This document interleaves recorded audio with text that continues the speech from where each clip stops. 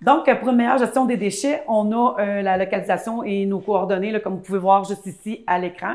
Nous, on est situé là, au 171 rue Nicolet. Donc, pour les gens qui ne savent pas où est l'éco-centre, on est proche de l'Arena et le Tim Hortons, là, direction vers Denville. Parfait.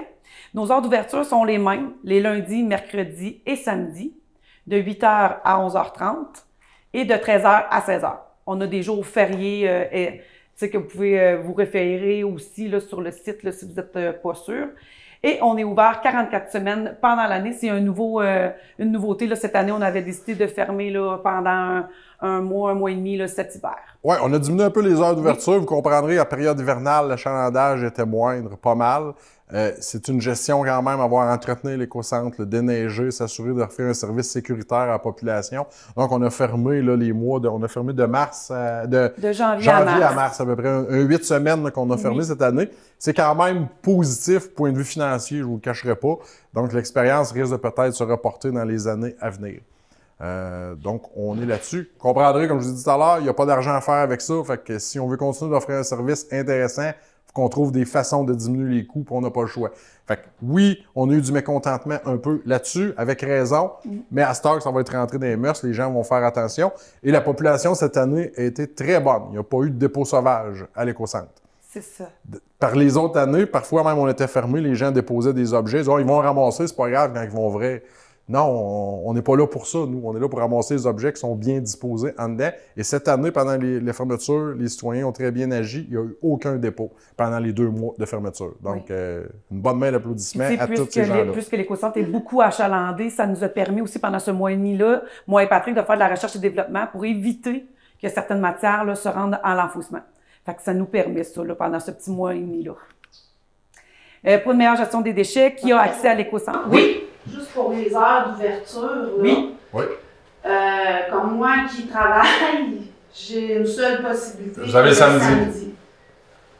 Y aurait-tu moyen d'extensionner ou de décaler, je sais pas, les heures vers, tu sais, dans la soirée, un jour de semaine? On l'a essayé il y a quelques années, quand on était situé sur la Rubinette.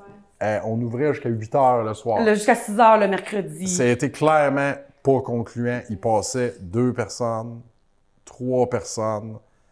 On est parfaitement conscient. C'est pour ça qu'on met les mêmes heures puis on met un samedi. Puis je comprends que la fin de semaine, des fois, on est occupé aussi. On a tous des trucs à faire.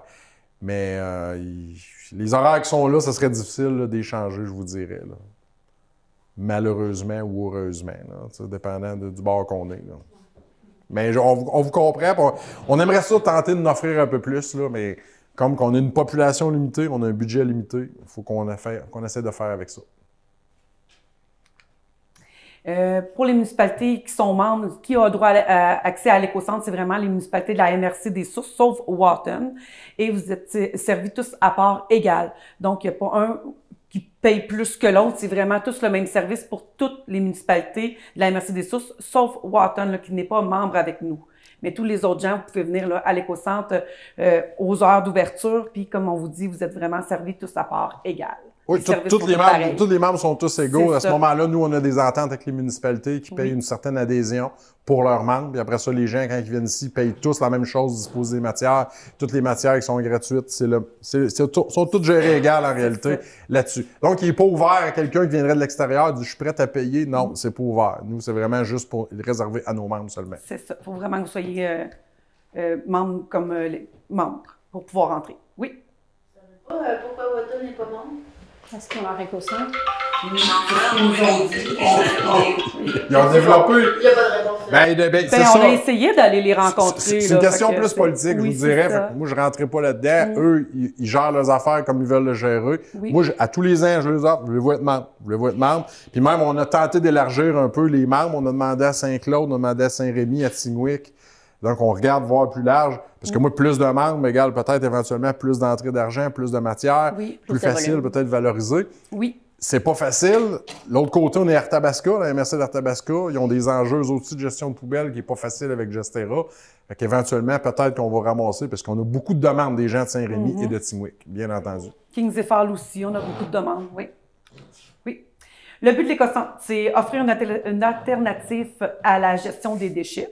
Donc, nous, ce qu'on veut faire, c'est, comme on disait tantôt, éviter que les déchets se retrouvent à l'enfouissement parce que je vous dirais, par expérience depuis 5 ans, il y a quand même les gens qui arrivent avec des sacs à poubelle remplis et 90% de ce qu'il y a dedans, c'est recyclable. On va retrouver du carton, du métal, du bois. Fait que c'est pour ça que quand les gens viennent à notre éco-centre, on prend le temps avec un client pour lui montrer.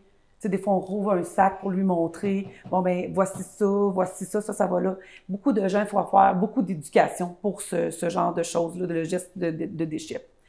Rendre la gestion des déchets plus écologique. Donc, nous, ce qu'on veut faire, c'est, puis qu'on dit aux gens, c'est avant de l'apporter à l'éco-centre, penser à un voisin qui n'aurait peut-être besoin ou un membre d'une famille avant de venir chez nous. Éviter le gaspillage de certaines matières. Donc, comme Patrick disait tantôt, peut-être acheter des choses qui sont plus dispendieuses pour qu'ils durent plus longtemps et d'acheter une chose à 1 $ ou 2 $ qui va durer moins longtemps.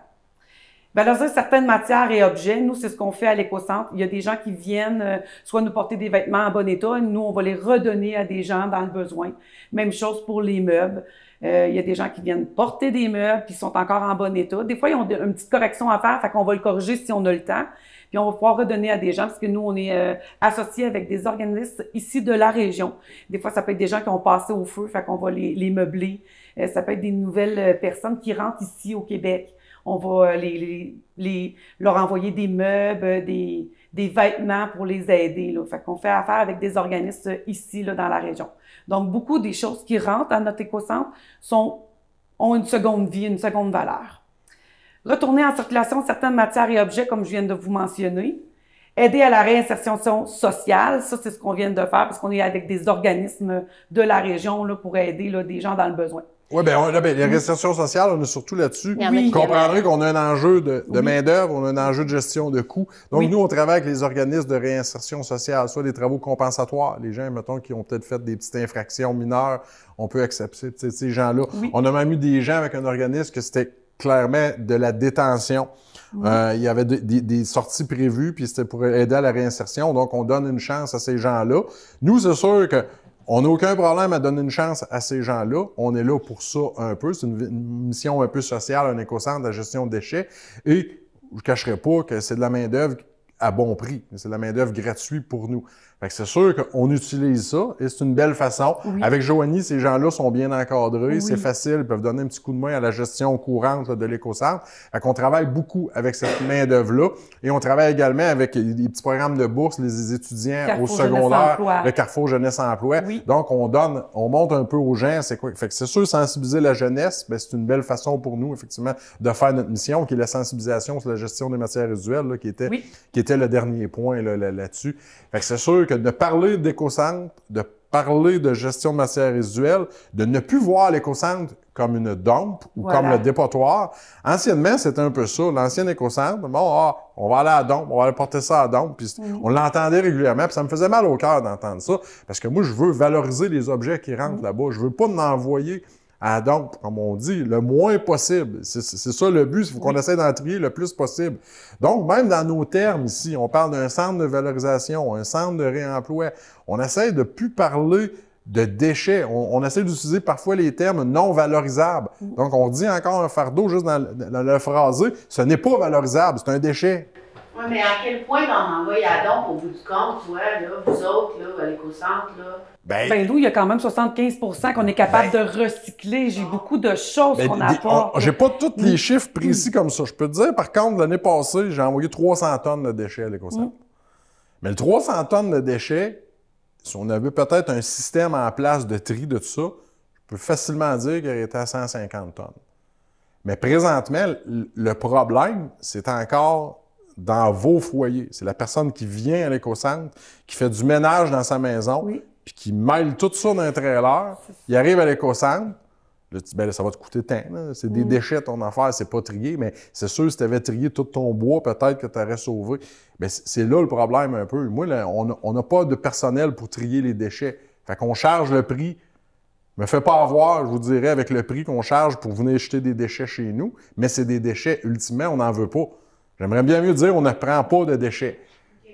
Mais le citoyen ne sera pas content parce qu'il y en a qui font du gros ménage à la maison, puis il y en a qui ont des piscines d'enfants, c'est pas recyclable, c'est bien plate, là, mais les objets, des gros jouets en plastique, c'est pas recyclable. Il faut bien que ça s'en aille à quelque part. Donc, on les prend, nous, malheureusement, mais avec des frais. Vous comprendrez que c'est pas simple, cette affaire-là, mais on fait des efforts, puis au moins, avec ce qu'on a mis en place, là, la quantité de déchets semble diminuer avec les années. Puis le plus gros enjeu, je vous dirais, c'est les sacs à poubelle noirs que les gens apportent tout mélangés. Alors qu'à l'intérieur, comme je vous mentionnais tantôt, 90% des choses qu'il y a à l'intérieur pourraient être recyclées. C'est pour ça que nous, MFJ Recycle, on est là pour aider les gens, pas à décharger vos trailers, mais pour vous sensibiliser, vous montrer les choses, parce que, comme la dame disait tantôt, moi, je sais pas, je mettais ma litière de chat, exemple, aux déchets, je savais pas qu'elle allait au compost. Mais tu sais, c'est vraiment de la sensibilisation qu'on fait auprès des gens. C'est pas parce qu'on met nos déchets dans un sac noir qu'ils disparaissent, hein? Non. Au contraire. Non, mais c'est ça. Mais je sais, mais vraiment... Ça peut ressembler à ça. C'est Tout comme quand on le met à l'enfouissement. Oui. Mais mettre nos déchets à l'enfouissement, ils disparaissent pas. Graduellement, ils vont se fondre. Ils vont être encore là. Ça peut pas disparaître. Là. Rien ne se perd, rien ne se crée. Là. C'est un peu ça aussi avec la gestion des déchets. Là. Oui. Malheureusement. Sauf l'organique, que lui, ça va très bien, là, la réutilisation de ça. Puis ça pollue. Oui, bien c'est ça, mais là, oui, ça c'est l'autre enjeu, effectivement. C'est pour ça qu'il faut vraiment utiliser les services de l'éco-centre, parce que point de vue pollution, comme M. Parent dit, il y a des matières, ça a sans bon sens, comment ça peut polluer l'environnement. Je sais que Gilles, tu avais un chiffre par rapport au mercure. Oui. C'était une petite cuillerée de mercure? Une cuillère à thé de mercure pollue un lac au complet. Bien, vous comprendrez qu'une cuillère, si ces personnes-là jettent les objets contenant du mercure aux poubelles. Puis aux poubelles, ça s'en va à l'enfouissement. Il y a des chances qu'on contamine quelque chose avec une simple petite cuillerée. Voilà. Il faut que ça vienne à l'éco-centre, ces affaires-là. Ça va tout être dans la bonne filière et disposé de la bonne manière. Là, Gilles, il dit les fluorescents. C'est quoi les fluorescents? Ah, les tubes, les néons. Les tubes, les néons. Oui, il y a du mercure là-dedans, de façon générale. C'est important d'amener ça à l'éco-centre. Les anciens globes également. Oui, ça aussi, on les reçoit gratuitement à l'éco-centre. Fait que c'est pour ça que quand on fait des tournées, nous, de poubelles, ça arrive des fois qu'on regarde qu'est-ce qu'il y a dans les poubelles. C'est sûr, si je vois des fluorescents qui dépassent parce que les gens, ils n'ont pas cassé. S'ils ont des enfants, ils vont les avoir cassés, c'est sûr, mais il y en a qui les ont pas cassés. Bien, systématiquement, on arrête, on dit, écoute, on ramasse pas ça. Là. Puis on indique à la personne d'aller porter ça de la bonne manière. La filière, c'est l'éco-centre, il n'y aura pas de frais. Juste trouver le temps d'y aller. Encore une fois, il faut responsabiliser le consommateur. C'est vous qui avez fait l'achat de ces lumières-là, bien, disposez-en de la bonne manière. Là, on donne un exemple sur les lumières, mais c'est le même principe pour tous les déchets. C'est la responsabilité du consommateur, le déchet. Mais nous, on vous offre les possibilités de comment en disposer. On est comme un peu l'entremetteur entre l'environnement et vous, à ce moment-là, là-dedans. Oui. La politique québécoise des gestions de matières nous invite à réduire, recycler et valoriser, ce qu'on parlait tantôt. C'est important. Ça, c'est quand même des chiffres, là, 110 kg par année, la quantité des matières envoyées à l'enfouissement. Il faudrait réduire ça selon l'objectif gouvernemental. Là, oui. Vraiment réduire 110 kg. 110 kg, là, on parle d'à peu près un 220, 200. C'est beaucoup de déchets. Là. Parce que techniquement, si vous faites attention à vos déchets, là, vous allez avoir les petits sacs de plastique qu'on prétend récupérables et qui ne le sont pas. Là. Vous allez faire le saut si vous regardez réellement tous les petits logos. Il y a beaucoup d'affaires qu'on prétend que ça se recycle et ça ne se recycle pas. Puis ça, c'est un gros enjeu pour notre centre de tri. Parce qu'eux, il faut qu'ils fassent le tri pour qu'ils les enlèvent. Fait que, techniquement, il y a à peu près juste ces affaires-là, quasiment de poubelles qui pourraient se trouver. Fait que, avoir 200 quelques livres de petits sacs, là, ça en fait pas mal des déchets. Ben, à quel point, justement, nos dirigeants, ils peuvent s'impliquer là-dedans puis mettre des breaks à ceux qui mettent des logos pour dire que c'est biodégradable, mais que finalement, tu sais... On ne sait pas. On ne sait même pas sur quel bouton peser, malheureusement. Ultimement, c'est le consommateur qui devrait avoir... Puis c'est ce que le gouvernement prétend. Il dit, bien, le consommateur, il n'a juste à pas l'acheter. C'est très difficile parce que moi-même, si j'achetais avant, je sais pas, des noix dans un plat en plastique qui était empilable un sur l'autre, c'était recyclable, ça. Mais aujourd'hui, on a toujours des fameux sacs autoportants. Hein? Je pense que c'est ça. Puis tous les sacs autoportants ne sont pas recyclables. Ils sont réutilisables. Ils sont réutilisables, mais pas recyclables. Puis recyclable, encore là, réutilisable, encore là, ça dépend ce qu'il y a eu peut-être dedans, parce qu'il y a peut-être des odeurs qui vont s'imprégner. Puis ça, c'est une nouveauté dans l'écosystème des déchets, là. Et ces sacs-là n'existaient pas, il y a 10 ans. C'est rentré, là, parce que ça coûte peut-être moins cher à produire, c'est peut-être un enjeu de disposition dans le coût de transport. Là, il y a tous les autres facteurs qui vont rentrer en ligne de compte. Techniquement, la responsabilité élargie des producteurs devrait prendre en compte ça et devrait mettre en moyen une façon de peut-être recycler ces objets-là, chose qui n'est pas faite. Des multimatières, ça ne se recycle pas. Un sac de papier, ça se recycle très bien. Un sac de plastique, une sorte de plastique, ça se recycle très bien. Du moment qu'on a des diverses couches pour protéger les aliments à l'intérieur, ça ne se recycle pas. Fait que techniquement, vous allez voir peut-être en partant d'ici, vous allez faire attention. Vous prenez l'application Ça va où sur vos téléphones, vous allez tout le voir, ça va au recyclage ou aux poubelles. Mais comme tu dis, là, si tout le monde, si c'est le consommateur que tu dis qui est responsable, c'est pas le gouvernement, c'est bien ceux qui sont au gouvernement, c'est des consommateurs. Là. Oui. Donc c'est du monde qui devrait être allumé. Là. Oui. Comme on en parlait avant la conférence, dans le meilleur des mondes, si les citoyens réussissent à se sensibiliser puis à amener ça en haut, le gouvernement va répondre. En ce moment, le gouvernement, on l'a vu des dernières élections aussi, l'environnement prend une place minime dans les discussions. Fait que tant qu'ils ne vont pas sentir que pour le citoyen, c'est important. C'est dommage que les gens en haut ne soient pas des citoyens. Oui. Ben non, c'est des politiciens. Ils ont des idées politiques, ils ont des agendas en arrière d'eux. Malheureusement, c'est comme ça, mais je le comprends aussi un peu parce que c'est pas simple de patauger entre l'industrie qui a beaucoup de pression et les citoyens qui ont également de la pression. Mais le problème là-dedans, c'est le coût de gestion de matières résiduelles n'est pas assez élevé, malheureusement.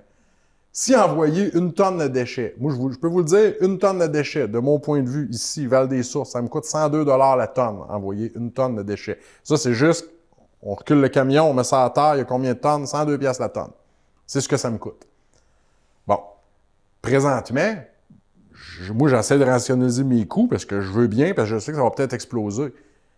Si c'était 300 $ la tonne, immédiatement, ça fait longtemps peut-être que la ville de Val-des-Sources aurait mis des mesures en place pour réduire les déchets. Bien, peut-être, assurément, parce que là, la pression citoyenne, elle serait énorme. Parce que vous comprendrez, si moi j'augmente 200 $ la tonne, c'est dans vos taxes que je vais le chercher. Je vais le chercher dans vos taxes, vous allez venir au conseil avec raison, dire « Hey, ça n'a pas d'allure, qu'est-ce qu'on doit faire? » Moi, une tonne, là, je ne sais pas comment c'est gros. Là. Fait qu'une pièce et que la tonne, ça fait combien au bout du compte? Là, c'est 102 $ la tonne. Là. Ouais. Le 6 $ tantôt, là, c'est l'augmentation. Fait que là, en ce moment, c'est 102 $ une tonne. Là. Fait que ça fait combien? Ben, tantôt, on a parlé de combien? Une tonne en livre ou... 102 $ la tonne, merci, c'est beau. Tu mêlais le 6 $ de tantôt, je pense. Vite de même, là, une poubelle à peu près domestique par année, avec on a 19 collectes par année, ça peut commencer à ressembler à une tonne de déchets par habitant. C'est à peu près ça, nous, dans nos calculs, qu'on estime. Là. Fait que vous voyez que c'est... Fait que c'est sûr, le but, c'est de réduire le plus possible. Ça, c'est la politique gouvernementale. Ça, on va en reparler un petit peu dans la présentation de la MRC tout à l'heure. Recycler 70 % du papier, carton, plastique, verre, métaux, c'est vraiment l'objectif gouvernemental. Et valoriser 60 % des matières organiques. Présentement, la cible, c'est là-dessus, même si c'est une cible de 20-20, qu'on est passé pas mal de rette. Présentement, là, il faut sortir tout le compost. Parce que dans le poids d'une poubelle, quelqu'un ne ferait pas de compost pantoute, on parle vraiment de 30 à 40 % du poids. Comme que les poubelles, c'est pas au volume, mais bel et bien au poids. Si moi, vous mettez tout votre compost dans votre bac de poubelle, je vais ramasser ça, je m'en vais envoyer ça à l'enfouissement, je paye pour votre compost qui, techniquement, me reviendrait quasiment sous forme de produits intéressants. Mais des matières organiques, là, qu'est-ce qu'il y a là-dedans? C'est humide, hein? Bien, il y a beaucoup d'eau. Payer 102 $ la tonne pour en enfouir de l'eau, c'est-tu rentable comme opération? J'ai pas besoin Puis écologiquement, c'est encore pire parce que du compost qui est enfoui, ça crée du méthane. Fait que c'est encore plus polluant que le CO2 peut l'être. Fait que c'est une des pires, un des pires déchets qu'on peut mettre au C'est le pire, c'est clair. Ben, les produits chimiques, c'est peut-être encore pire, là, si on parle de mercure ou de tout produit chimique à l'enfouissement. Mais le compost, c'est la matière à sortir des sites d'enfouissement parce que c'est une catastrophe. Et ça fait déjà plusieurs années qu'on le sait. Puis c'est un geste qui est relativement facile à faire. Tu sais, c'est juste de mettre ton déchet dans un bac plutôt que dans l'autre. Fait que c'est pas quelque chose de onéreux, c'est pas quelque chose de compliqué. Là. Non, ça prend juste un petit peu d'effort, puis on va y arriver. Ben, je peux peut-être partager mon exemple, je ne sais pas si ça peut servir, mais moi j'habite dans un bloc appartement, ça fait presque 25 ans, au 3e étage d'un bloc appartement, j'ai toujours fait du compost. Et au début, on n'avait pas les poubelles compostables dans mon immeuble, là, qui sont à l'autre bout du stationnement. Là. Puis moi, je prenais mon compost, puis j'allais porter ça dans les jardins des gens que je connais. Bon. Et par rapport à ma poubelle, là, moi, ça me prend des mois avant de mettre ma poubelle aux poubelles. Des mois. Mais j'habite toute seule. Et puis la principale chose qui se retrouve dans les poubelles, là, c'est des sacs de chips. J'ai bien de la misère à mettre ça. Bon. Mais Voilà, tu fais les efforts pour ton compost, c'est génial. Oui, j'ai essayé de moins manger. Oui, mais il y a peut-être d'autres, tu sais, dans le mieux consommer, c'est là, mais à un moment donné, c'est inévitable. On va produire des déchets. À moins de rester dans le bois, là, c'est impossible de ne pas produire des déchets. Comment qu'on peut les produire de façon plus acceptable, environnementalement parlant? Bien, c'est là qu'une réflexion à avoir, puis c'est là qu'on lance aujourd'hui des idées. On vous donne pas les trucs, on va juste vous porter à réfléchir le plus possible. C'est vraiment de s'impliquer, parce que nous, chez nous, là, on est 10. Puis j'ai plus de bacs de récupération que mon bac de déchets. Fait que c'est vraiment de s'impliquer. Ça commence par nous. Réfléchir. Oui, voilà. Oui. C'est vraiment, c'est notre affaire. Hein? Oui. La gestion des matières résiduelles, c'est notre affaire. Vraiment. Mais je parle de individuellement, la personne qui le consomme, c'est à lui à faire attention. Vos bouteilles de bière, là, vous allez toutes les porter pour avoir la consigne. Là. C'est un système qui marche à merveille. Vous vous responsabilisez. Pourquoi? Ah, parce qu'il y a un petit bonbon au bout. Il y a un petit peu d'argent ici et là. C'est facile. Ça fonctionne très bien, les systèmes de consigne. On continue là-dessus par rapport à notre éco-centre. Les enjeux, on a le respect, respecter les objets gouvernementaux. Les objectifs gouvernementaux. Oui. Bien entendu, on est toujours à l'affût et à la somme de le gouvernement vers quoi qu'il veut s'en aller. Puis nous, comme il y a des objectifs gouvernementaux à la gestion de matières résiduelles, nous, si on offre le service d'éco-centre, il y a plus de chances que par la bande, on atteigne les objectifs parce qu'on offre diverses façons de traiter les déchets. Fait que c'est ça un peu le but. La gestion des coûts. Toujours grandissant. Voilà. Toujours en augmentant, mais on tente de faire le mieux qu'on peut. Oui. On est créatif, on trouve des bonnes façons de le faire. On est là pour ça, mais c'est un enjeu réel là, pour un éco-centre. Ça ne se peut pas, je vous dis, que ce soit rentable. C'est pour ça qu'on fait de la recherche et développement. Impossible, on tente de faire recherche et développement le plus possible. Puis parfois, on met des projets sur la glace parce qu'économiquement, ce ne serait pas viable. Même si on aurait un très gros gain environnemental, économiquement, ça se peut que ce ne soit pas rentable. À ce moment-là, là, déjà qu'on on en demande déjà beaucoup aux citoyens, au point de vue fiscal, on peut pas dire partir des affaires. Tant qu'on n'a pas de subvention pour faire des gros projets, on peut pas redonner ça dans le cours du citoyen nécessairement. Parce que ceux qui restent dans leur maison, qui font jamais de travaux depuis 25 ans, si je pars un centre de tri de matériaux de construction, ça vous touche peut-être pas tant que ça. Ou un programme pour gérer le gyps, ça vous touche peut-être pas tant que ça. Fait qu'on essaie d'être équitable le plus possible, c'est ça le but. De là, l'utilisateur-payeur. Fait que si on a des subventions, on va peut-être y arriver éventuellement. Offrir un bon service à la clientèle, je crois que c'est déjà ce qu'on fait là, à l'éco-centre de Val-des-Sources. On est vraiment là pour valoriser, mais aussi pour aider le client à valoriser mieux, à mieux se préparer avant d'arriver à l'éco-centre. Comme ça, c'est plus facile pour la gestion des matières quand les gens arrivent. Oui, parce que quand on parle de gestion, tu sais, Joanie fait un super travail à l'accueil, son équipe fait un super travail à l'accueil, et l'éco-centre, il est quand même intuitif. On se promène, c'est un petit circuit, on fait une boucle, puis on dépose les objets au cours du parcours au bon endroit, puis après on quitte. C'est quand même facile, un coup qu'on a très bien compris, et c'est de là, lors des premières visites, que l'équipe de MFJ fait un super travail de vous accompagner pour être capable, le prochain coup, que l'expérience soit encore plus satisfaisante là, pour vous. Oui, surtout si c'est votre première visite à l'éco-centre, c'est moi qui va vous accueillir. Tu sais, j'arrive à la réception, je vous accueille, puis je vous fais une visite là, guidée tout au long là, de l'éco-centre pour la prochaine fois, vous arrivez avec votre trailer, camion, vos matières, tout bien pré-triées. Oui. Il faut rester à l'affût, bien entendu, de toutes les nouvelles tendances et obligations, mais il ne faut pas trop s'emballer vite, parce qu'on donne l'exemple du JPROC. Hein? Oui. Ça fait 3 fois qu'on sur le bord de lancer un projet, on lance un projet, on recycle le JPROC.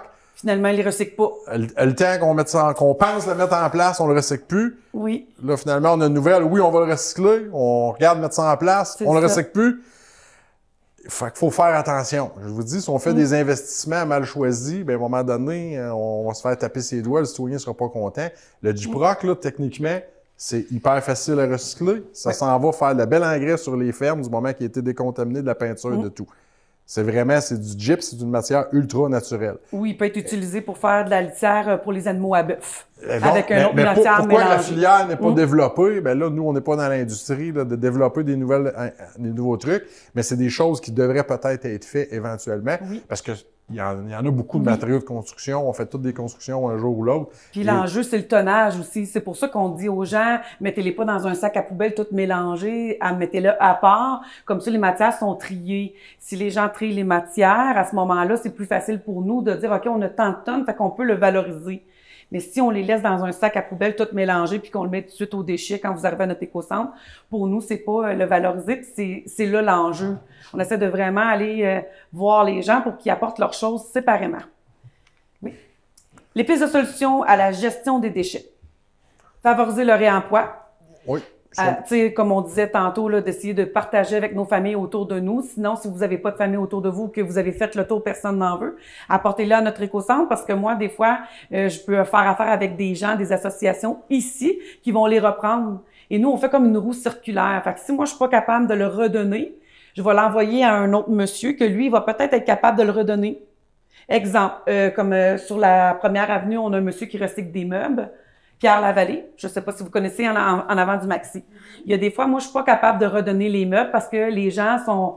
Ma clientèle n'est pas nécessairement attirée à ce genre de meubles-là. Par contre, lui, oui. Fait que moi, je vais lui envoyer ces meubles-là, puis lui, il va pouvoir être capable de les repasser. Des fois, c'est lui qui m'apporte des meubles, puis moi, je suis capable de les repasser. Fait qu'on essaie de faire un circuit circulaire comme ça, là.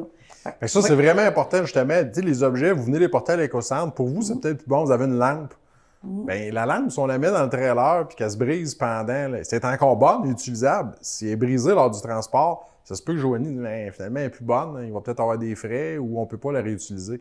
Fait que les objets, on s'en va pas à la dompe, comme on a dit tout à l'heure, on s'en va dans un centre de valorisation. Fait que de prendre soin des objets en nous les apportant, ça simplifie le travail de sélection à Joanie. Elle va bien évaluer les marchandises lorsqu'ils vont arriver, puis ils vont s'en aller assurément dans la bonne filière de disposition, il n'y en a pas de problème. Là.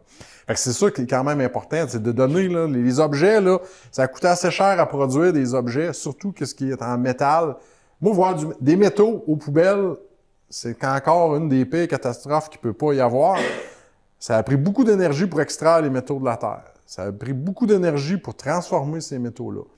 Ça a pris de l'énergie pour faire l'objet qui s'en vient chez vous. Vous l'avez utilisé, ça s'en tourne directement aux poubelles, pendant que les métaux sont tous récupérables dans une bonne proportion et quand même assez facilement, c'est une catastrophe. Fait que si on jette un objet unique en métal, ça n'a pas de bon sens, c'est pas viable comme équation. Fait qu'il faut vraiment faire attention à tout ça. Pensez derrière un objet, qu'est-ce que ça l'a coûté à produire cet objet-là? Est-ce que ça a été produit dans des conditions acceptables, des bonnes conditions environnementales? T'sais, nous, on a des belles normes au Québec. On veut favoriser des produits plus locaux. Bien, au Québec, on a un bon système. Les pollueurs, il y en a, mais c'est pas mal plus encadré que, mettons, en Chine, pour ne pas les nommer. Là. Donc, quand on achète des objets où il n'y a pas de critères environnementaux pour la production, bien, il y a un impact sur l'environnement. Oui, peut-être le produit va coûter plus cher, mais réfléchir avant de rentrer un objet dans sa maison, c'est tout penser en arrière de cet objet-là, qu'est-ce qui s'est passé pour que finalement, il aboutisse chez nous. Fait que c'est vraiment là, des trucs qui sont à penser avant d'acheter nos objets. Et c'est de là qu'on parle encore du fameux mieux consommer. Bien, le trait à la source des objets avant de les disposer, ça c'est important. Vous placez bien vos affaires dans le plus possible. Comme ça, l'évaluation est simple. Et pour vous, on va vous offrir... Le but, c'est pas de vous soutirer de l'argent, c'est de vous en faire économiser. Voilà. Si c'est bien trié, le prix risque de diminuer parce que vous allez payer réellement juste pour les objets qu'il y a des frais qui sont associés. Voilà, c'est ça. Tu sais, si vous arrivez, exemple, avec un trailer, puis que vous avez trié votre trailer par catégorie, exemple, le bois, le métal, le carton, puis qu'à la fin ou au début, vous avez mis seulement vos petits sacs de déchets, nous, on va vous charger juste la partie facturable qui est les déchets. Par contre, si vous nous le mélangez au complet, puis que la réceptionniste a pas le temps de voir est-ce que j'en ai 50% qui est utilisable, 50% qui aura un frais, puis elle est pas sûre, elle va vous charger le trailer au complet. Et nous, c'est pas ça qu'on veut. Nous, on veut que vous commencez premièrement à le trier correctement pour arriver ensuite à l'éco-centre et le disposer dans au bon endroit. Et vous sauvez aussi un peu de sous, puis nous sauver l'enfouissement.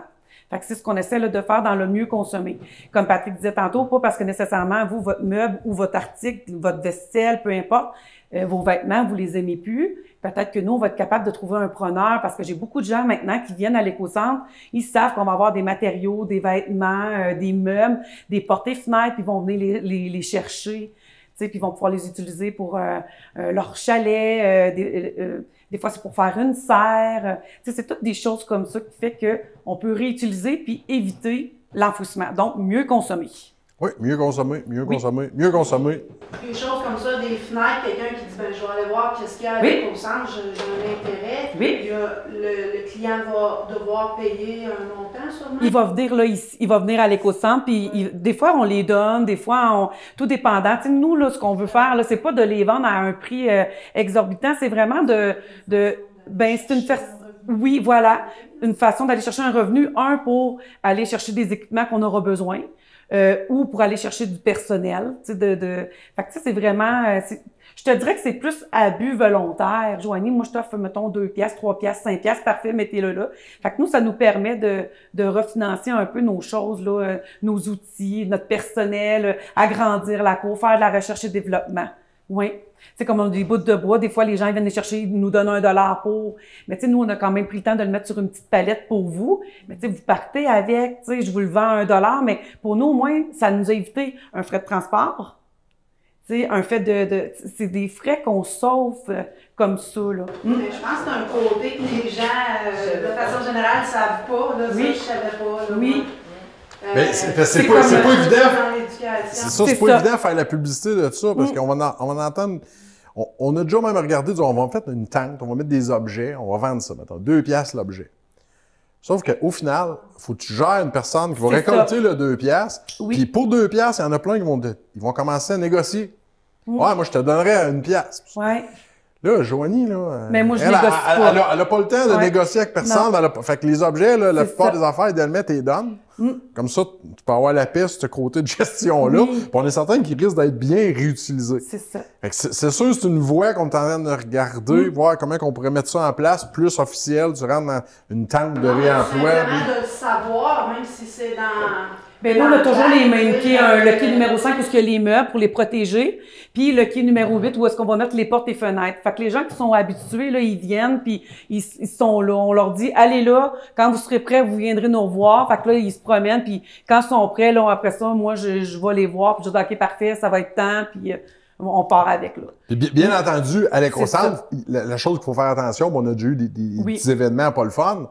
C'est un éco-centre. Avant de toucher des objets, c'est bien important de mentionner au personnel qui travaille là-bas. Oui. Parce que Joanie s'est déjà fait voler des outils. C'est ça, voilà. C'est à l'éco-centre, ça doit être un déchet. On prend l'outil, on s'en va avec.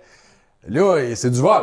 Malheureusement, même prendre un bout de bois qui a été mis là volontairement, si vous partez avec sans le demander, ça constitue quand même un vol. C'est un vol de moindre importance, mais ça reste que c'est pas un objet qui vous appartenait. Fait que c'est pour ça que c'est bien important de toujours avoir une communication avec le personnel de l'éco-centre avant de prétendre qu'un objet, des fois, ils sont peut-être promis, des fois, ils vont peut-être avoir un petit frais, des fois, voir ça. Oui. Fait que c'est important de bien regarder avec ça. Fait que oui, mais on prend note peut-être d'en parler un peu plus, qu'il y a possibilité et c'est de voir avec Joanie. On va en mettre des pancartes. Avant, on n'en mettait pas parce que, comme Patrick disait, on a un personnel réduit, puis à un moment donné, c'est une gestion, comme Patrick il disait.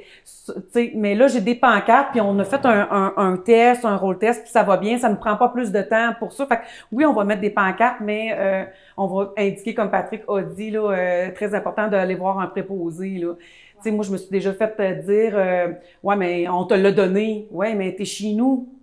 C'était chez nous, moi, je t'ai servi, j'ai payé on a payé un employé pour te servir, te répondre. Tu sais, nous, c'est comme si moi, j'irais chercher ta tondeuse. C'est pas grave, c'est Roxane qui te l'a donné à côté. Elle va aller prendre la tondeuse, tu sais, elle te l'a donné. Et elle dit, ouais, vu de même, tu sais. Fait vu de même, les gens font comme, OK. Fait que, comme Patrick disait, on s'est fait voler beaucoup de fois des outils, là, fait que c'est important, ou ils ont été donnés ou vendus. Fait que oui, mais oui, on prend en compte là, de votre mention. Oui. Les produits recueillis ayant un impact positif sur l'environnement.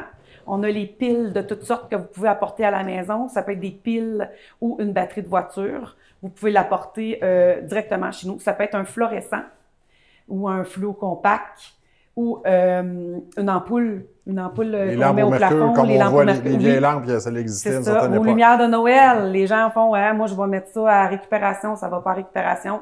Ça va non plus dans l'audiovisuel. Ça vient vraiment là, à notre éco-centre, puis nous, on va pouvoir le traiter de façon efficace. Oui. Mettons des chargeurs ou des écouteurs qui ne marchent plus. Vous les apportez à l'éco-centre. Ça, c'est clairement, ça rentre dans les circuits aériens. On voit les publicités, tout ce qui est matériel électronique, audiovisuel. Il n'y a aucun problème, aucune limitation. C'est tous des trucs. On s'en venait à ce point-là. C'est tout le matériel électronique. Là-dedans, souvent, il va y avoir des matériaux, des terres rares ou des métaux plus en quantité limitée. C'est clairement la filière de valorisation de ces objets-là est tellement grande.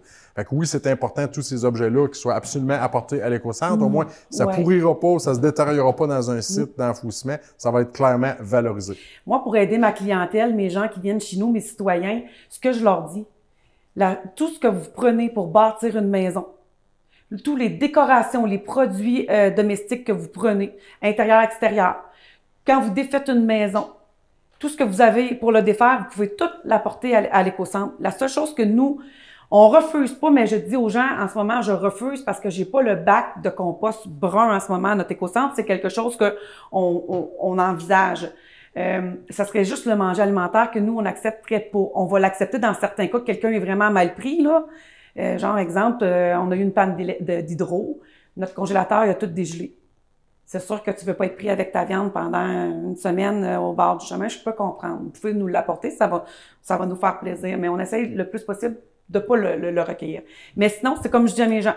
Tout ce que vous prenez à l'intérieur pour bâtir une maison, tous les objets, les cartables, les crayons, les vêtements, les lunettes, les ustensiles, les chaudrons, tout ça, là, vous pouvez tout apporter à l'éco-centre. Il n'y a pratiquement pas de limite à tous les ça, objets. Ça peut être des bijoux. On est capable de trouver des secteurs où, ultimement, il y a l'enfouissement. Il y a des choses, surtout les vieux objets. On comprend, on vide une maison qui date d'une certaine époque, mais il y a beaucoup d'objets qui... ça n'existait pas, le recyclage à l'époque. Donc, les plastiques sont pas faits pour être recyclés ou les objets non plus. Fait que donc, ça peut être un enjeu là-dessus, là.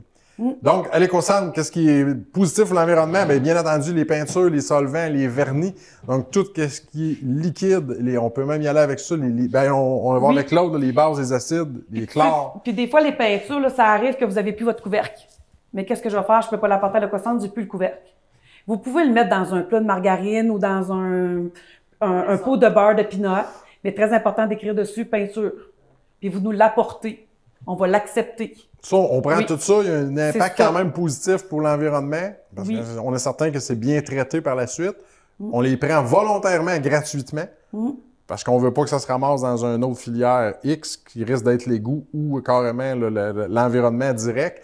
Donc, on les prend. Mais il y a quand même un coût assez élevé associé à la gestion de ces produits-là. Même chose pour les huiles moteurs et les huiles végétales de cuisson, tous ces trucs-là. Il y a quand même un coût qui est assez élevé, mais on peut pas se permettre de ne pas accepter ça. Il faut qu'on offre aux citoyens. Quand je vous dis, là, il y a un coût qui est associé, mais ça, c'est un service qu'on offre, ça devient positif un peu au final par rapport à ça. On parle des bases, des acides, du chlore, insecticides, herbicides. Ça, c'est ce que je vous mentionnais. Vos produits aménagés à la maison, vos produits de piscine, vos produits de spa, vous pouvez les apporter directement là, chez nous. C'est gratuit aussi. Tous ces produits-là, vous pouvez tous les apporter. Oui. Ce que je voulais dire aussi, c'est quelqu'un qui veut peinturer, Canac, partout où tu vas acheter ta peinture pour peinturer un mur, tu peux le ramener. Oui, de plus en plus. Les piles, c'est un peu la même affaire. Les médicaments périmés, on peut les retourner dans les pharmacies. Il y a de plus en plus de compagnies qui offrent ces services-là. Il y a diverses alternatives. Oui, moi, j'ai l'éco-centre, mais encore une fois, un objet, quand on pense comment la meilleure manière écologique de le traiter, si vous venez à l'éco-centre, c'est plus long que d'aller le porter à votre magasin de peinture. Allez au magasin de peinture, c'est un bon geste sur l'environnement. Moi, ça me donne rien, ça me coûte de quoi? Fait que, vous comprendrez que c'est toujours de réfléchir avant de disposer. C'est quoi la meilleure manière? Puis oui, il y a différentes alternatives qui s'offrent à nous. Oui.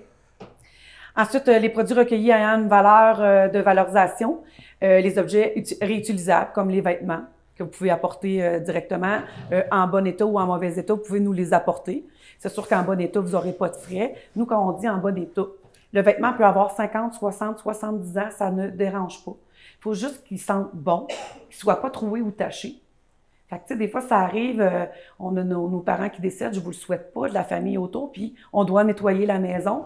Et là, les vêtements, mais qu'est-ce qu'on va en faire? Mes parents, ils ont 70 ans, ils ont 80 ans, vous pouvez les apporter.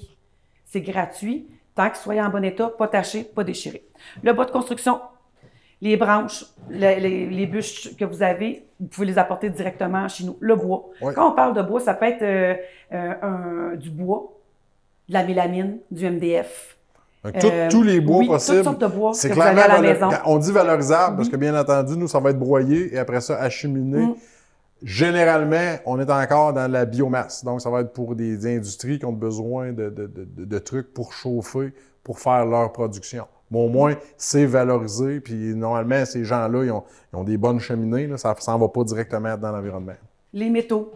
Oui. Oui, ben les tissus là, qui sont tachés ou déchirés, là, on les amène au comptoir familial. Les autres, ils font de la bourrure avec ça. Non, malheureusement, les comptoirs familiales, là, ils veulent pas les recevoir, ces vêtements-là. Eux sont au prix avec ces vêtements-là. Donc, ils doivent payer pour s'en départir. Oui. Malheureusement, tout ce qui est tissu faut pas les envoyer au comptoir. endommagé, oui. c'est malheureusement l'enfouissement. Il n'y a pas de filière encore assez précise. Déjà allé au comptoir familial, mais il m'avait dit qu'il faisait de la bourrure avec ça. C'est nouveau. Je te dirais que dernièrement, ils font beaucoup la publicité de « on n'en veut pas ». C'est ça. Oui. Il y en a peut-être trop eu dans le passé. C'est peut-être trop difficile. C'est la gestion, encore une fois, de tout ça qui devient extrêmement difficile. J'ai Victo une fois, parce que moi, je l'ai défaite, mon divan. Bon, pas mon divan, c'est pas vrai. C'était un matelas. Puis, j'étais allée porter le tissu du matelas à Victo. Mais en tout cas. Mais il y a sûrement des compagnies qui réutilisent pour faire gainer ou whatever, là, mais... C'est de la bourrure de toutou, je sais pas trop, de la bourrure de je sais pas quoi. Parce que nous, les vêtements en mauvais état qui rentrent au centre de tri, s'ils sont déchirés ou troués, on va les prendre quand même, là. Même s'ils sentent pas bon, je vous le dis tout de suite, on les envoie à l'enfouissement, malheureusement. Mais si on est capable de prendre un petit bout de tissu, nous, on fait des guenilles de garage. Il y a moyen d'utiliser ça, c'est peut-être plus dans vos maisons. Si vous pensez être capable de réutiliser un tissu, faites-le.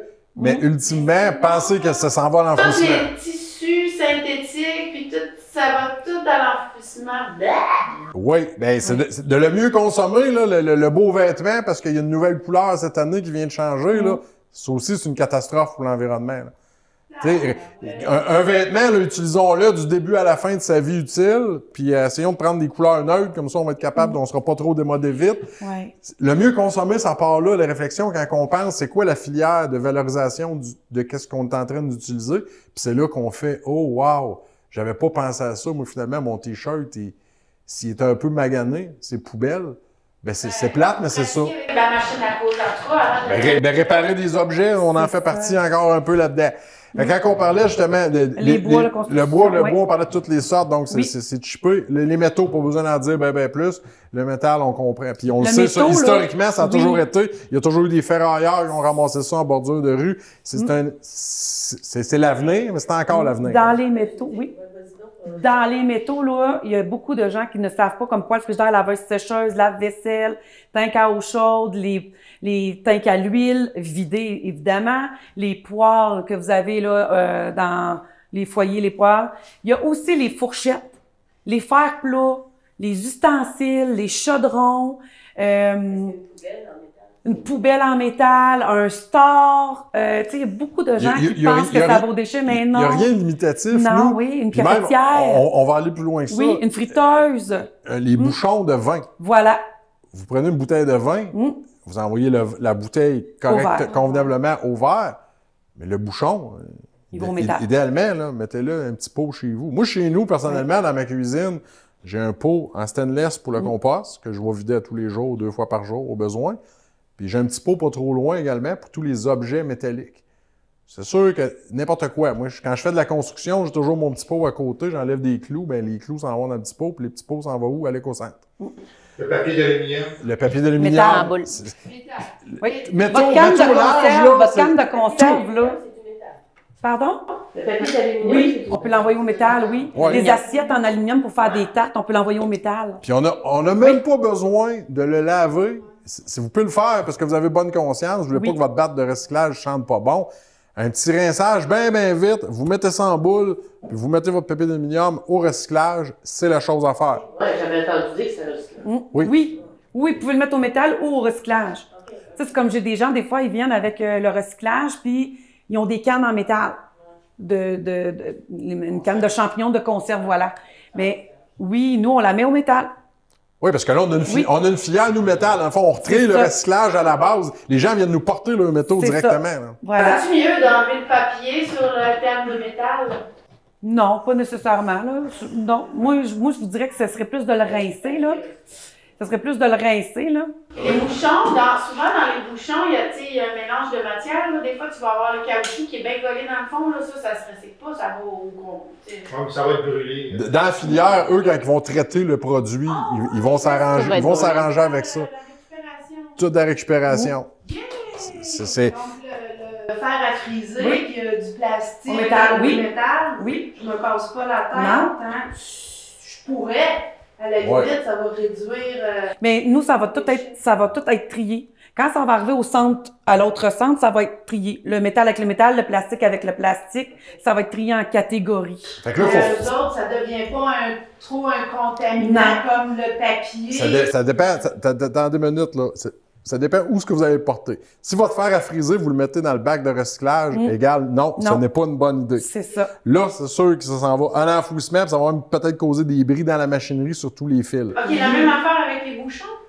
Les bouchons, je les ramène à vous. Ça serait beaucoup mieux l'amener à Joanie que de le mettre dans la filière de recyclage. Parce que les petits bouchons, ils bloquent les machines, tu les C'est roules. ça. Voilà. Fait que c'est pour ça que Comme moi, j'ai les mon sacs. petit pot chez nous, puis je l'amène à l'éco-centre, je le mets pas dans ma poubelle de recyclage qui est présente également dans ma cuisine. Par contre, le fer à repasser, la compagnie qui récupère les métaux, que ce soit un blender, un fer à repasser, un micro-ondes, vous comprendrez qu'il n'y a pas juste du fer ou des métaux là-dedans. Mais eux refont un tri, puis ils refont une sélection de qu'est-ce qui est valorisable et non valorisable. Puis bien entendu, ultimement, le plastique va s'en aller aux poubelles. C'est sûr, mais les métaux vont être au moins récupérés et revalorisés par la Voilà. suite. Fait que Comme c'est les là l'important. chaises. Les chaises que vous avez ici, que vous êtes assis dessus, là, ça aussi, ça va au métal.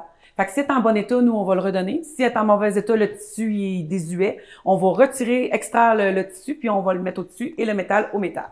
Puis là, Oui. excuse-moi, Non, dans allez-y. mon bac de recyclage Oui. qui est envoyé au centre de tri, qu'il y a une complexité à trier tout ça, moi, si j'ai une conscience là, environnementale, si je prends mon bac de recyclage, puis je vais chez vous, puis je dis, bon, ben, tout mon papier, je le mets dans ton bac à papier, tout. J'ai un meilleur... À part les métaux, là, nous, là, mettons, à l'éco-centre, on a les métaux qu'on est capable de trier, puis on a du recyclage comme le vôtre, vous, domestique. Oui. Fait que si vous avez un surplus de recyclage, vous pouvez l'apporter. Tous mes plastiques, puis, Papier, ça va papier, être mis carton, ensemble, plastique. ça aussi. Oui, C'est mis ensemble. on n'est pas encore capable. On est en train d'évaluer peut-être les cartons propres. On appelle ça comme ça. Oui. Nous, surtout qu'il y a des entreprises qui viennent nous porter. Si on est peut-être capable de les mettre en ballot et de les revendre.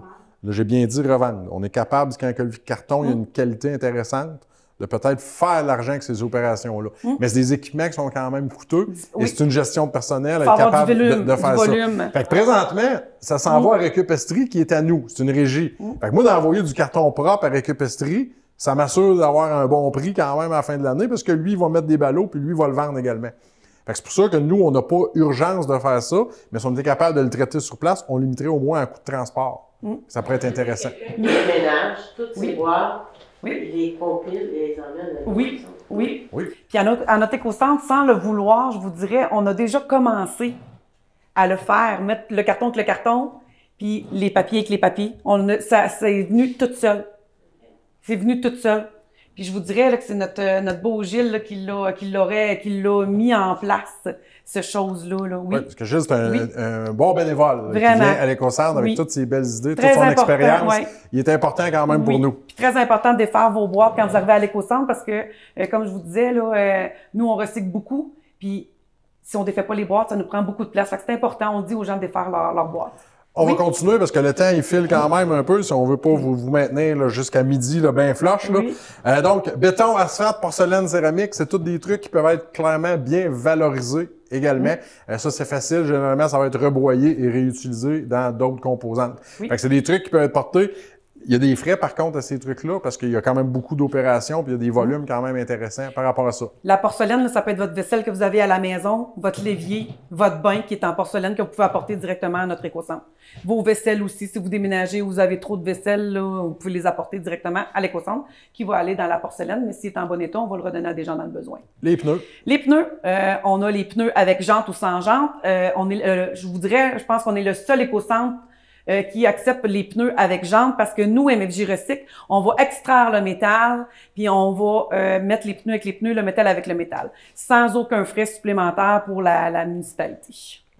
Donc, recyclage, papier, carton, plastique, verre, dans le fond, tout ce qui est recyclage chez vous. Vous faites à Noël, ça arrive souvent, il y a plus de monde, ça vient là. En passant, le papier d'emballage, poubelle, ce n'est pas du recyclage. Souvent, il va y avoir des petits trucs dessus. Fait que, si vous voulez le mieux consommer, encore une fois, je pense qu'Audrey va aimer ça, prenez donc du papier journal ou des papiers qui ont une valeur de recyclage importante. Ou ne pas. Avant des emballages cadeaux dans sa boutique. En tissu réutilisable. C'est merveilleux. Ou pas de cadeau. Ben c'est ça, ou pas de cadeau, ou ne pas l'emballer. Tu sais, à un moment donné, se poser des questions, on s'en est là. Est-ce que c'est nécessaire de mettre un cadeau emballé avec un beau papier illustré, puis un beau chou, puis ci, puis ça? Ben oui, c'est beau, c'est cute, c'est très culturel. Ouais. Mais le réfléchir à mieux consommer, ça va jusque-là. Il n'y a pas une action que vous pouvez pas poser sans réfléchir. Elle a une bonne idée, tu l'emploies avec ton chandail qui est pourri. Ben oui. Ben oui, c'est Ben oui, puis encore c'est là, souvent, les cadeaux, ça va être de la surconsommation. Fait que si on peut réduire les cadeaux aussi, tu sais, chez nous, les cadeaux des enfants, c'est des activités. Fait que la dernière fois, on est allé faire de l'équitation. La fois d'avant, on est allé à l'extraction. Fait qu'on va tout le temps cibler des activités. Puis on a exigé ça de notre famille autour aussi. Si tu veux amener un cadeau à mon enfant, c'est une activité, c'est du temps que tu prends avec eux, mais ce n'est plus un objet. Fait que on diminue sur 2 trucs. En plus de pas l'emballer, on n'a pas de cadeau sur consommation. C'est parfait. On a une question? Tantôt, on parlait des bouteilles de vin. Est-ce que c'est mieux, mettons, mettre la vitre dans le recyclage ou la porter à l'Écocentre? Présentement, les deux moyens sont bons, puis les deux sont équivalents. On n'a pas de filière de tri proprement dit, comme qu'on a dans la MRC du Val-Saint-François. Mais cette filière-là de tri, parce qu'il y en a un système, c'est vraiment juste pour le verre, c'est appelé tout à tomber avec les nouvelles consignes qui vont s'en venir sur les bouteilles de vin.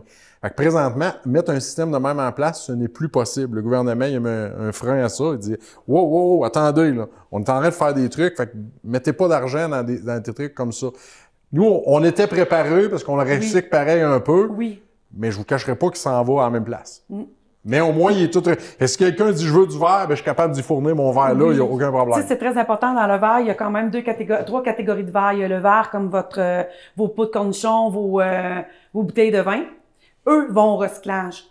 Votre verre de maison, une fenêtre, ne va pas dans le bac de recyclage. On retrouve ça souvent, nous, à notre Écocentre, les gens le déposent dans...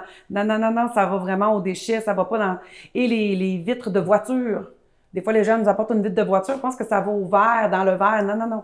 C'est vraiment vos pots de cornichons et c'est tout ce qui est grade alimentaire. Là. Il y a une autre façon de le traiter, le verre. Lui est valorisable beaucoup plus facilement que des matériaux de construction, par exemple. Voilà. Oui. Dans le Val-Saint-François, ils ont commencé à accepter le styromousse à l'Écocentre. Ça, on est déjà là-dessus un peu parce qu'on travaille avec le Val-Saint-François, je lui parle régulièrement. On veut mettre en place ce système-là parce que présentement, je ne vous cacherai pas que tout ce qui est plastique numéro 6, donc tous les barquettes, c'est la poubelle. Bien qu'il soit marqué 6 avec un beau petit logo de recyclage, ce n'est pas recyclé présentement. Donc, c'est pour ça qu'il faut qu'on se tourne vers d'autres alternatives avec des organismes qui sont capables clairement de le faire. Le mettre en place, ça ne serait pas une grosse opération pour l'Écocentre. On est en train de travailler, on aimerait ça peut-être de le mettre en place cette année pour donner cette alternative-là aux gens, bien entendu. Il faisait pas ça à chez Métro avant qu'on pouvait. Il y a eu une tentative. OK, une Mais tentative. c'était avec Cascade, là, je pense qu'il y avait Ouais, un tentative, projet un projet là, avec Cascade. Ok, je j'ai pas pense. rêvé à C'était ça. pas assez rentable à cause que ça prend un gros volume. Beaucoup de transport. Voilà, c'est ça, Nous, c'est les nous frais de aussi, transport l'enjeu qui nous, de tous l'enjeu. nos enjeux, nous aussi, là, on est trop petits. Même si on est regroupé avec tous les gens de la MRC, reste qu'on est une population très réduite. On a déjà évalué de façon globale avoir une plateforme de compostage pour l'ensemble de la MRC. Puis tout le monde était unanime, vous n'avez pas assez de volume, vous n'avez pas assez de volume, vous n'avez pas assez de volume. Fait que de juste de mettre un système en place qui serait très écologique ne serait pas rentable. Fait que pour plusieurs matières, c'est ce qui va arriver. Hey, on est une population de, on est quoi à peu près ici? 25 000, tout au plus à peu près, 30 000 pour la MRC. C'est pas beaucoup pour avoir à gérer toutes ces choses-là. On avait d'autres questions? Oui, les pneus de bicyclette aussi. Oui, les sont acceptés. Tout ça, c'est accepté. Oui, tout ce qui est caoutchouc. En réalité, ça, c'est caoutchouc, ça s'en va à un organisme qui est géré par le gouvernement. C'est déchiqueté, puis ça s'en va également dans la valorisation énergétique. Donc, on va se servir de ça pour des chaufferies la plupart du temps.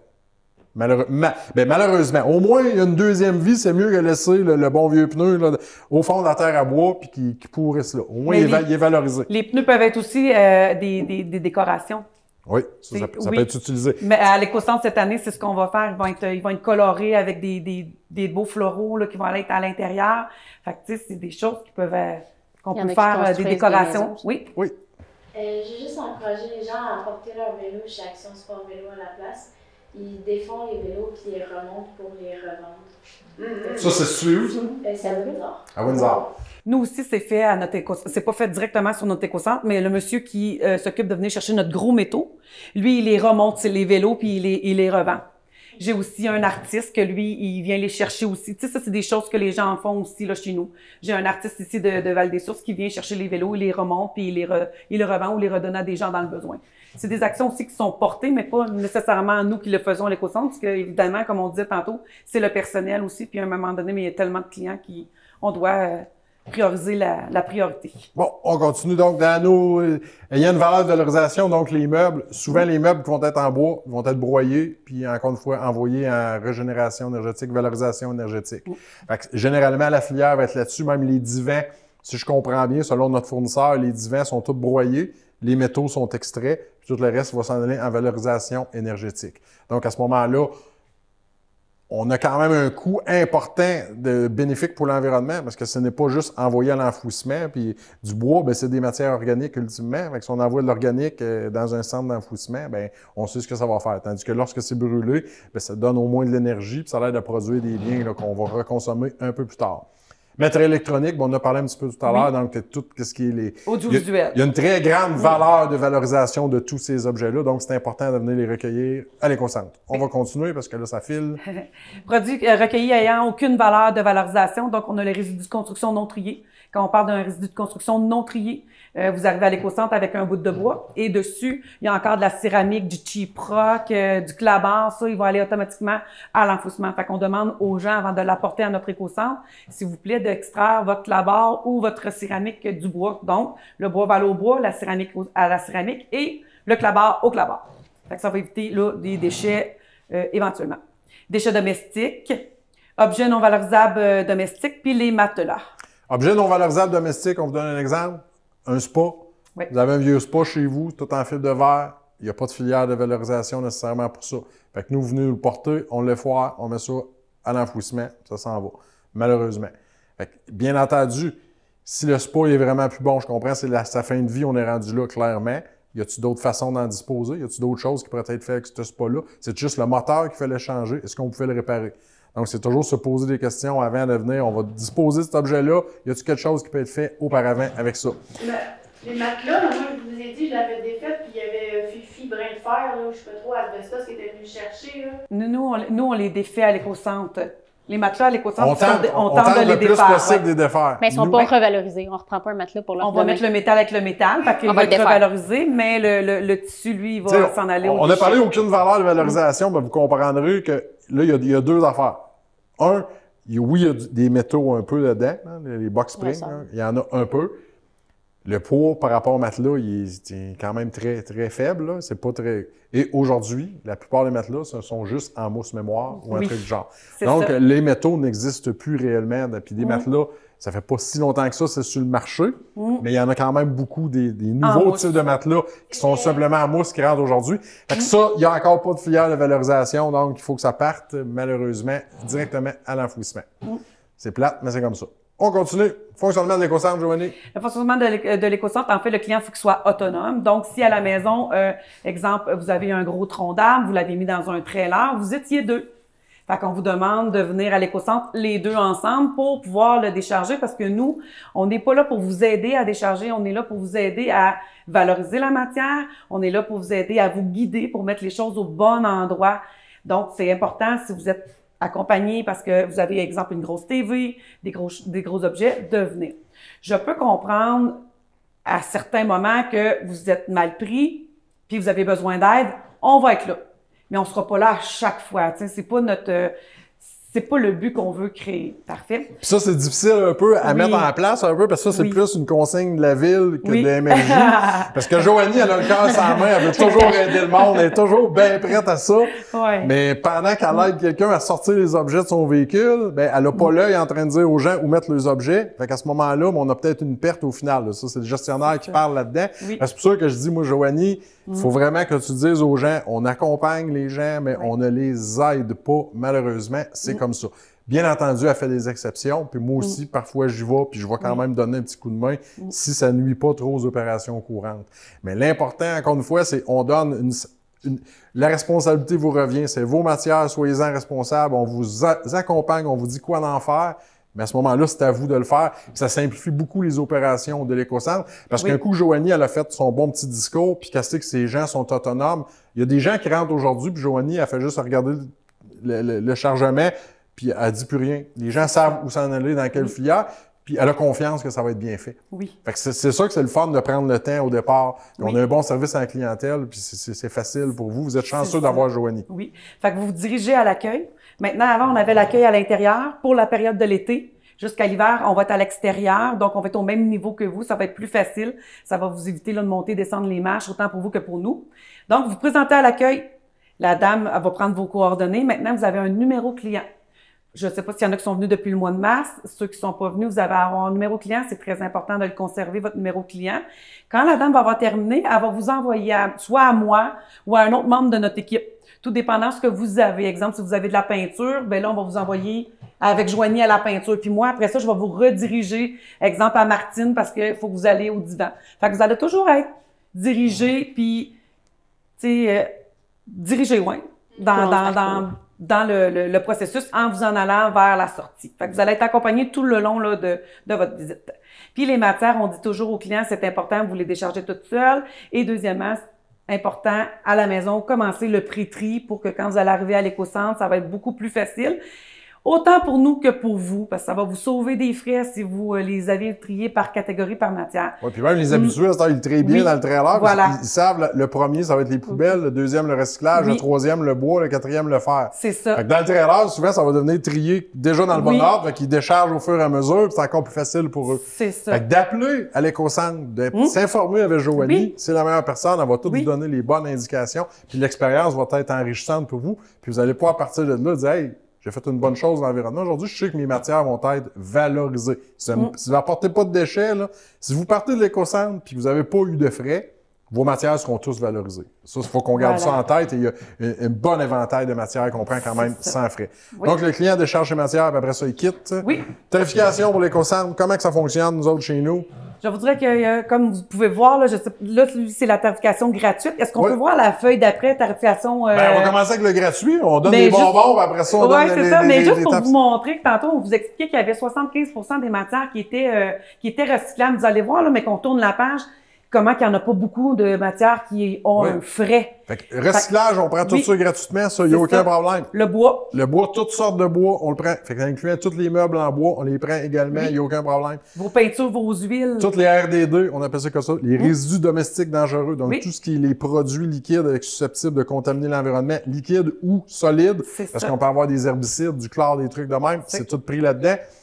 Les métaux de toutes sortes. Donc, y a-tu du métal? Y a-tu l'air d'avoir du métal? Oui, on le prend. Y a aucun problème là-dessus. Matelas, divan, meubles en bois. Donc, on prend absolument tout et y a pas de frais. Les pneus jusqu'à 48 pouces. Ça, c'est une exigence de notre fournisseur. Il prend pas les 48 pouces, là, c'est 1,2 mètres. C'est des pneus d'industrie. Fait que le programme, ça se veut un programme domestique du gouvernement. Donc, si les pneus sont plus gros que ça va être des pneus de tracteur ou de machinerie spécifique. Ils devraient avoir leur propre filière de valorisation de ces pneus-là également. Fait que nous, on les prend pas. La seule chose qu'on accepte, c'est avec les jantes. La compagnie MFG enlève les jantes, soutient le métal, garde le métal, puis tout va bien. Objet réutilisable, donc selon la demande. Ça, c'est Joanie. Si c'est bien trié à l'accueil, peut-être qu'il est capable de vous dire, ça, je vous chargerai pas parce qu'on a peut-être de besoin. Ça ne veut pas dire que la semaine d'après, elle ne vous chargera pas. C'est ça. Parce que si des lampes, on a eu 25 dans la première semaine, puis on n'a plus besoin de lampes pour après, bien, ça se peut que la lampe, on charge, puis qu'on l'envoie également à l'infouissement, ou peut-être qu'elle a une moins bonne qualité. Fait que tous les objets qui sont réutilisables, pour pas prétendre que vous pensez peut-être que c'est bon, mais peut-être que Joanie a dit non, ce n'est pas bon, et ça se peut qu'il y ait des frais à ce moment-là pour certains de ces objets-là. On n'a pas là, un entrepôt à l'infini là, pour entreposer des matériaux, fait qu'il faut faire quand même attention de ce point de vue-là. Oui. Ce qui est accepté avec frais d'éco-centre, je te laisse cette portion-là. Oui, comme je vous mentionnais, la liste est courte. Donc, ça va être les plastiques volumineux, les piscines d'enfants, piscines en plastique, les jouets d'enfants. Ça peut être des tuyaux de PVC que vous apportez. Ça, si vous avez avec un sac à poubelle tout mélangé, ça va être ça va faire partie là, des frais. Les résidus de construction non triés, comme je vous parlais tantôt, si vous arrivez avec votre trailer puis il est tout mélangé et qu'après il y a encore de la céramique, du bardeau, ça va tomber là un résidu de construction non trié. Les matières non valorisables, je viens de vous en parler, ça peut être tous les vêtements en mauvais état, des cartables ou des crayons en mauvais état, des choses cassées ou brisées qui peuvent pas être valorisées. Là, ça, on va tomber là avec des frais. Les bétons, l'asphalte, la brique, la porcelaine céramique, ça aussi, valorisable, il y a des frais de traitement qui sont quand même élevés, fait qu'on doit charger. Oui. Puis les bardeaux d'asphalte, ben triés ou non, on les accepte les deux. Ça, encore une fois, ça va être la filière uniquement de valorisation énergétique, mais on a pas mal des coûts liés à cet enjeu-là quand même, donc on n'a pas le choix. Puis les frais c'est lui qui coûte le plus cher. Le bardeau d'asphalte, c'est clairement le truc qui coûte le plus cher, parce que c'est quand même volumineux. En poids, là, ça vient quand même là, assez imposant là-dessus.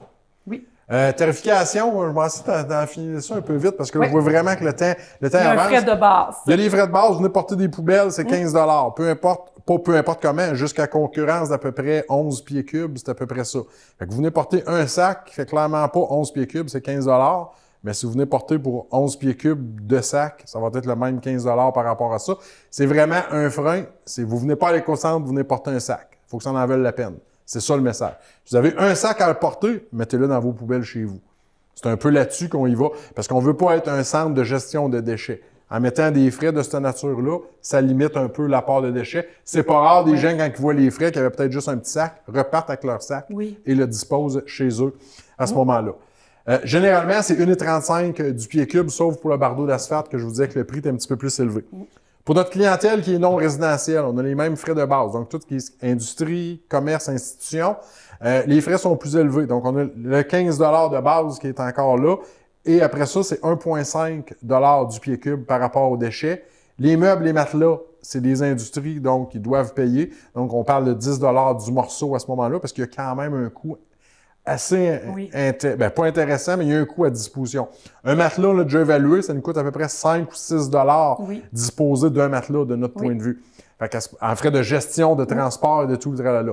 Fait que donc, pour l'industrie, je comprends qu'on peut peut-être faire un petit peu d'argent sur son dos, mais à un moment donné, c'est une industrie, je pense qu'elle est peut-être un petit peu plus capable.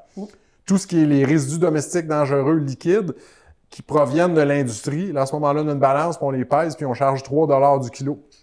C'est quand même important parce que généralement, ces gens-là ont leur propre filière de valorisation qui sont censés être autonomes.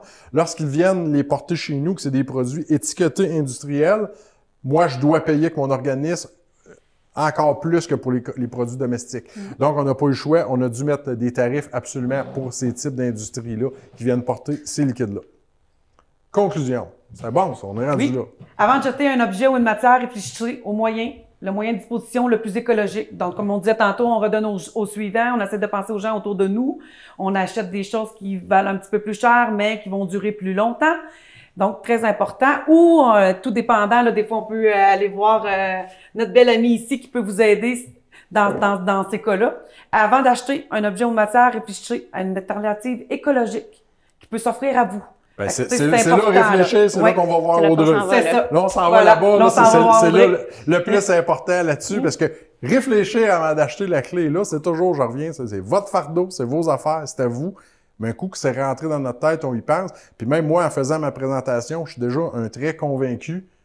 Mais j'ai déjà pensé à revoir certaines façons, certains patterns que j'ai, comment que je fonctionne, moi, dans ma vie de tous les jours. Parce que c'est facile, j'en parle, mais là, il faudrait que j'en mette encore plus en place certaines choses. J'en ai déjà beaucoup, mais il y a toujours place à amélioration. Comme je vous disais tout à l'heure, il n'y a pas de petits gestes en environnement.